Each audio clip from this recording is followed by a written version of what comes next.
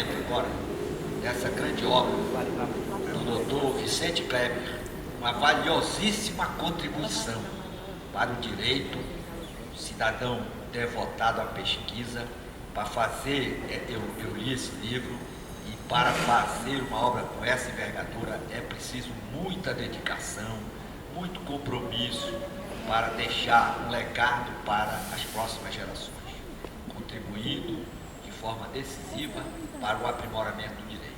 Eu gosto de ser muito breve e eu vou ler a parte que eu acho mais relevante da grande contribuição que o autor trouxe para a sociedade contemporânea, com relação à liberdade de expressão. Ele diz: interessante notar que a liberdade de imprensa no Brasil e em grande parte dos países não é plena, porque os grandes meios de comunicação, sobretudo os de comunicação escrita, jornais, dependem para sobreviver de propaganda ou publicidade de governo, de modo que, entre ficar em dificuldade financeira ou até mesmo fechar as portas, parte deles opta por mudar sua linha editorial, não tão agressiva contra o governo, mudando inclusive articulistas que escrevam artigos mais compatíveis com a linha ideológica do governo de plantão. Esse é um grande desafio que a sociedade brasileira tem que superar. A liberdade de expressão, ela é uma garantia da Constituição, mas o pior é você admitir a autocensura, ou seja, deixar de divulgar no seu veículo notícias que desagradam o poder que contribui para a manutenção do seu jornal, da sua emissora de rádio ou de televisão. Infelizmente, é uma cultura que está sedimentada no Brasil. Você, por via da propaganda institucional, o Estado, a União e os municípios desembolsam quantias expressivas, não para fazer a propaganda em caráter educativo, como diz a Constituição, mas para neutralizar as críticas que muitas vezes são necessárias para o aprimoramento da governança. Sem crítica, sem contraditório, não há democracia e, por conseguinte, não há uma governança voltada para a satisfação do interesse coletivo. Portanto, parabéns, Dr. Vicente Kleber de Melo Oliveira. Você contribuiu de forma marcante para o engrandecimento do direito para aquelas pessoas que têm compromisso em aplicar a lei com imparcialidade, comprometidas essas pessoas na sua aplicação com a concretização do ideal de justiça, que infelizmente o Brasil também tem outra particularidade. O cidadão sabe o direito, conhece as normas, conhece toda a ciência, mas usa o direito para cometer injustiças.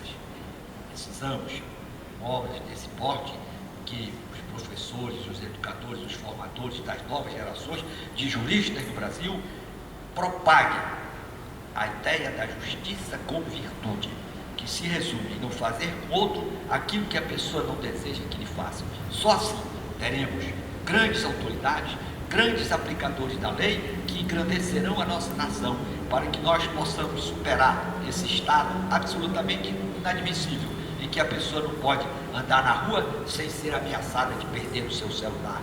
O cidadão humilde que trabalha não pode estacionar sua moto em determinado local da cidade, porque quando chega não mais a encontrará. Isso é um desafio para, sobretudo, as novas gerações. E a sua obra, Dr. Kleber, muito contribuirá para esse aprimoramento. Portanto, parabéns, continue nessa linha, que Deus dê muitos anos de vida, preservando a sua inteligência e a sua lucidez, para que nós possamos ser contemplados com obra da magnitude como a sua. Muito obrigado. Boa noite a todos, é com satisfação que eu recebo todos vocês, tá? O lançamento desse meu livro.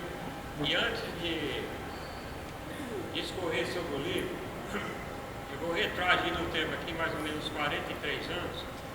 Eu me formei numa faculdade que não tinha emprego, tá? E então apareceu dois concursos, da Receita Federal e outro para o Território Federal de Roraima, tá? E eu fui fazer o curso lá na Praça José de Alencar, e quando chega o professor para dar aula de direito tributário, o professor de Djalma, né? Então, os primeiros passos que eu dei para entender o direito tributário foi com as aulas do professor de Djalma. E o que ele fez para mim, eu também fiz lá, e para outros colegas que passaram no concurso, eu fiz lá no norte do país, que eu passei, fui lá para Roraima, meu colega Cília que está ali, foi para o Amapá, mas o colega Bernardo da Receita Federal, né? De forma que esse homem assim, que agora me prestigiou com as palavras, também é um grande jurista, não só do direito eleitoral, que ele é hoje, mas também um grande tributarista. Também a ser homenageado por todo nós. E agora eu voltei 40 anos e vou voltar 200 anos. Porque hoje é 6 de setembro, mas 200 anos atrás, 7 de setembro, independência do Brasil, não foi isso? E depois da independência tivemos a nossa primeira Constituição, a Constituição que foi uma Constituição, digamos, promulgada, foi outorgada porque Dom Pedro I dissolveu a Constituinte de 1823. Além disso, a relação entre os poderes, vários poderes, além do poder executivo, legislativo e judiciário, nós tínhamos também o poder moderador. Então, tínhamos 4 poderes. E Dom Pedro I era chefe do poder executivo e também do poder moderador. E com o poder moderador ele podia inclusive dissolver as assembleias da Câmara Federal. Isso foi feito pelo menos umas 3 vezes durante o segundo reinado. E além disso, a estrutura de produção econômica da época era baseada na monocultura, né, no latifúndio e no trabalho escravo. Né? Então a questão da escravidão, a própria Inglaterra que deu suporte a trazer a família real para cá, precisava de um país que consumisse, que tivesse a força de trabalho baseada na relação de trabalho livre da escravidão. Só que isso não era de interesse da própria monarquia, que queria se perpetuar. Então ela foi jogando para frente essa questão da escravidão, e somente em 1850, com a lei Eusébio de Queiroz, e que outra lei, que o país deu um passo nesse sentido. Né? Teve também o Código Comercial e também, mais adiante, a Lei de Terras. Né? Aliás, 1850 foi um ano muito importante, porque teve essas 3 leis. O Código Comercial, a Lei Eusébio de Queiroz e também a Lei de Terras. Mas o imperador cometeu um grande erro, que foi durante a Guerra do Paraguai, ele precisou do Exército Brasileiro, ele privilegiava a Guarda Nacional, que era, por exemplo,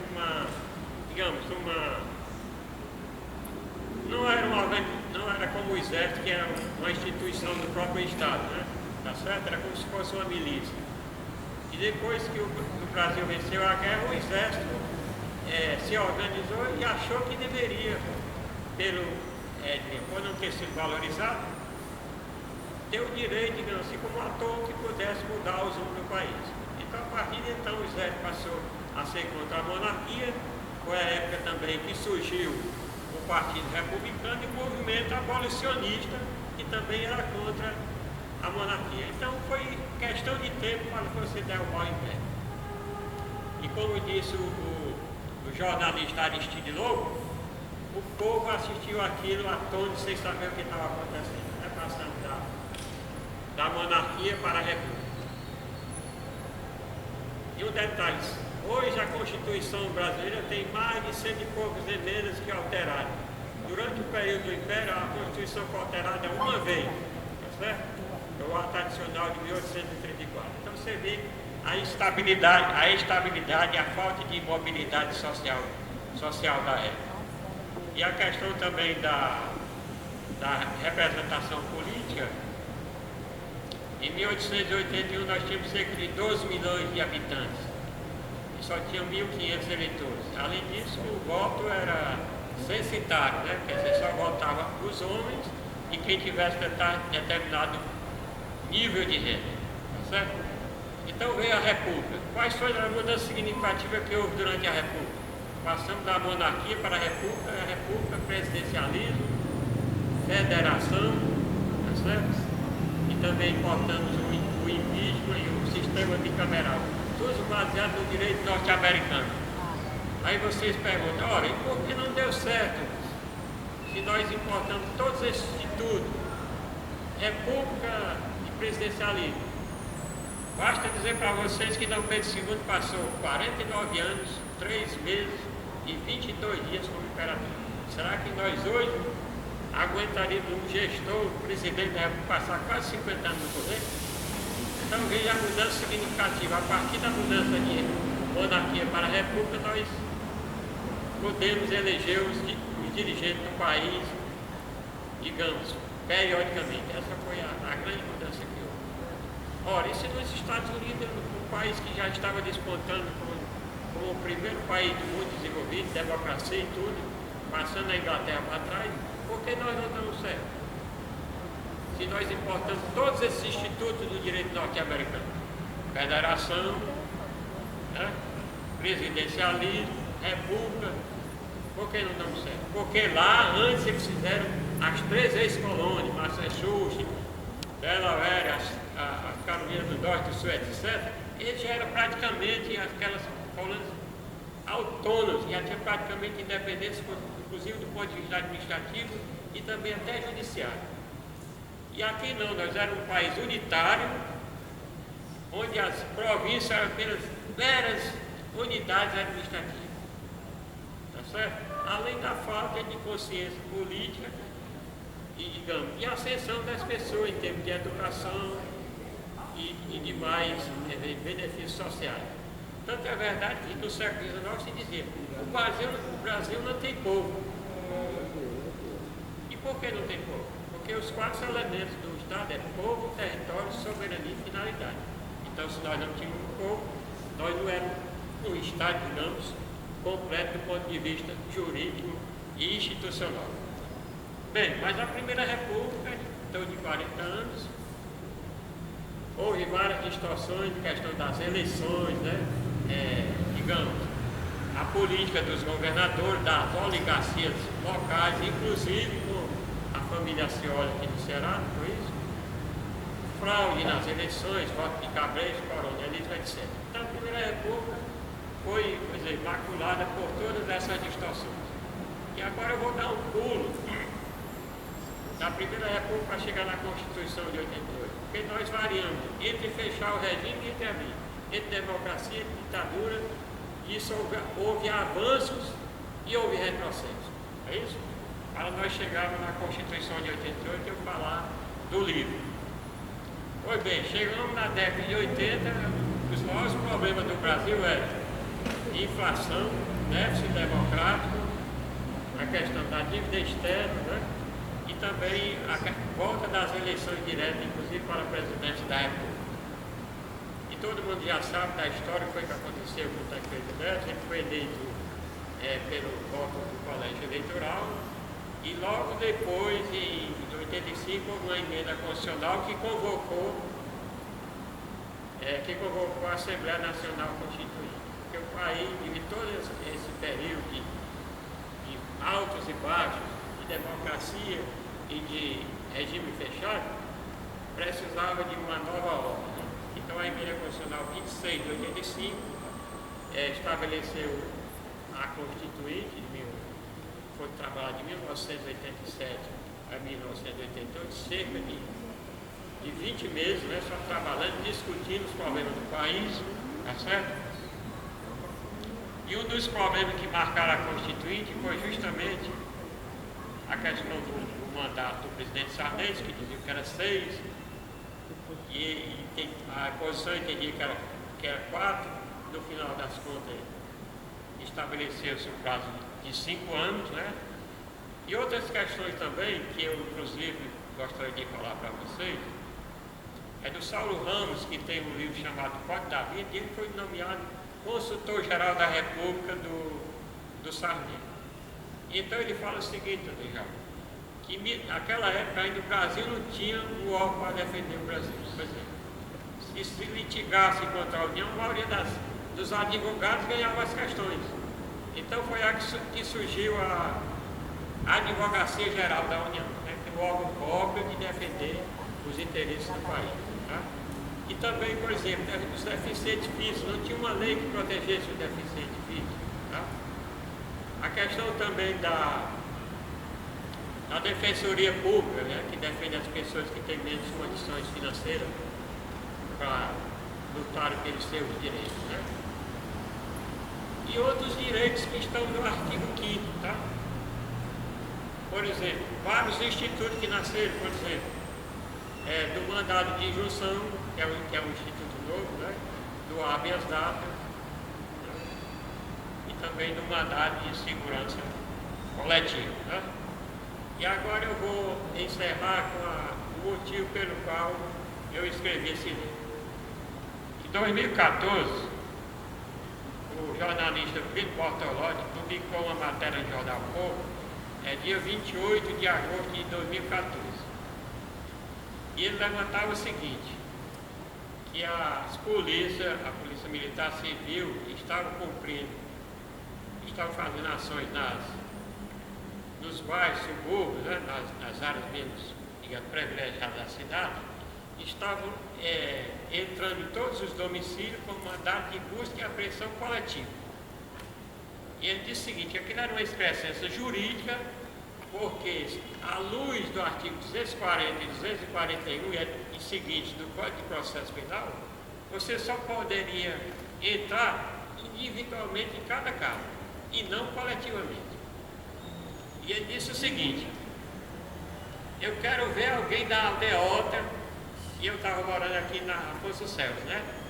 Que se expedisse esse mandato. Aí aquele me atingiu porque eu, para morar na aldeota, eu comecei vendendo bilhete de loteria para ajudar meu pai na década de 60, para chegar aqui. Aí ele disse, pô, ele me tocou. Ele disse, eu vou enfrentar essa questão. Aí telefonei para ele, trocamos vários e-mails, a colega também, a doutora Renata, que também participou dos debates, tá? Então eu fiz o seguinte raciocínio. Ora, o princípio que está lá no artigo 5º, inciso 11, diz o seguinte, a casa é o asilo inviolável do indivíduo, nela ninguém podendo entrar sem autorização do morador, salvo sem flagrante delito ou desastre, ou para prestar socorro, ou de dia com autorização judicial. Esse é o princípio que está lá no artigo. Isso vem dentro da Constituição de 1824. Aí tem outro dispositivo que é o 144 que diz, a segurança pública é dever do Estado e também é direito e responsabilidade de todos. Aí ele elenca vários órgãos para o qual o Estado pode lançar a mão para dar segurança pública à sociedade. A Polícia Federal, a Polícia Rodoviária Federal, a Polícia Ferroviária Federal, ele elenca outros que eu não lembro aqui, depois a Polícia Civil e também a Polícia Militar, né? Tanto na parte de ação preventiva, como também de ação ostensiva, né? Então eu raciocinei, ora, se a segurança pública, a igualação do domicílio é individual, mas ao mesmo tempo é direito e responsabilidade de todos, no caso, a pessoa que tem o direito de só ser invadido no seu domicílio, naqueles casos do inciso 11, nesse caso teria que abrir mão, mitigar esse princípio para que a polícia fizesse uma ação em nome de toda a sociedade, né? E até porque também o Poder Executivo, e as polícias são vinculadas ao Poder Executivo, no caso estadual, né? Não poderia ficar esperando se os bandidos estavam, digamos, invadindo as favelas, praticando crime, etc., e o Estado sem poder fazer nada. Então eu usei esse raciocínio, nós discutimos isso várias vezes, e o jornal aceitou essa minha tese, tá certo? Que está inclusive colocado no livro, para vocês verem, e me deram inclusive o direito de eu escrever um artigo no jornal. Aí depois eu pensei, ora, se eu já tinha feito mestrado em Direito Constitucional, se eu tiver a condição de interpretar um inciso só, eu posso também discorrer sobre todos os incisos do artigo 5º da Constituição. Isso eu comecei em 2014 e vim terminar o livro agora, praticamente no ano passado, né? E posso dizer para vocês que é praticamente um milagre, que eu sofri um infarto, né? Mas graças a Deus, Deus não quis que eu fosse, eu estou aqui falando para vocês. E só queria encerrar dizendo para vocês, quando você tem todos esses direitos, que está no artigo 5º, eles são importantes porque eles foram conquistados pela discussão da própria sociedade, não dado assim de presente para nós. Então essa é a mensagem que eu passo para vocês, tá? Para que se reflita e que se dê conhecimento, porque a gente quando é assim um autor conhecido, não se acredita muito, só se acredita às vezes um cara que é muito conhecido mundialmente ou nacionalmente, e às vezes você tem um bom conteúdo, um livro ou um trabalho jurídico de bom nível, mas precisa ser conhecido aquele se trabalho. Então é isso que eu estou fazendo, e com muita humildade eu encerro esta fala, justamente agradecendo vocês que vieram aqui me prestigiar no lançamento desse livro. Muito obrigado.